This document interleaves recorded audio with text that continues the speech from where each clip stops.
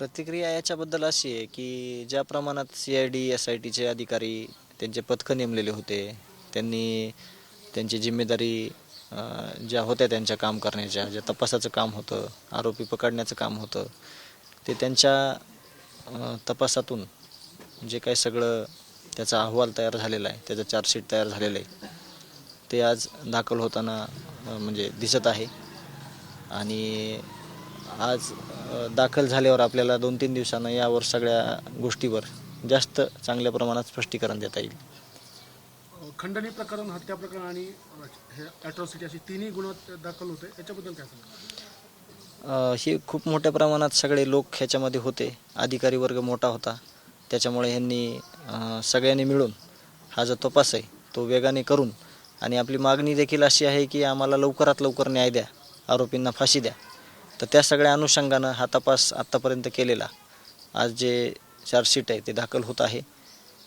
आणि हे सगळे संघटित गुन्हेगारी असल्यामुळे याला मकोका लावण्यात आलेला आहे. आणि मकोका, खंडणी, ॲट्रॉसिटी आणि खून ह्या एकत्र जे गुन्हे आहेत ह्याचं सगळं आरोपपत्र आज दाखल होत आहे. 80 दिवसात हे आरोपपत्र दाखल होते. तपासावर आता जे त्यावर तुम्ही समाधानी आहात का, असं म्हणता येईल? आता हे ज्यावेळेस सगळं चार्जशीटची प्रत येणार आहे, आपल्याला त्याच्यात काही गोष्टी दिसणार आहेत, काही गोष्टी सगळ्या त्याच्यात आहेत, त्यानुसार आपल्याला पुढे त्याच्यामध्ये काही उणीव आहेत का किंवा कुठली गोष्ट काय आहे त्याच्यात, ते आपल्याला समोर सगळं आल्यानंतरच कळणार आहे.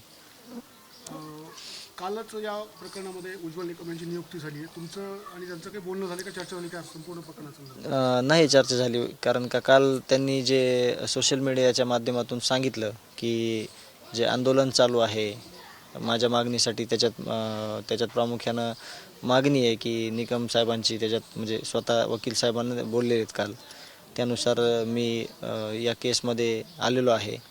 आणि आम्हाला त्यांच्याकडून एक अशी अपेक्षा आहे की आता त्यांनी न्यायाच्या प्रक्रियेमध्ये हे प्रकरण आलेलं आहे, न्यायप्रविष्ट झालेलं आहे, त्यावर आम्हाला त्यांनी न्याय द्यावा.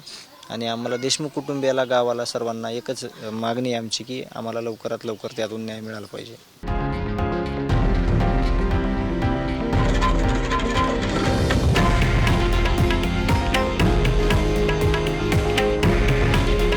हे आहे देशातील नंबर 1 न्यूज नेटवर्क आणि आपण पाहत आहात TV9 मराठी.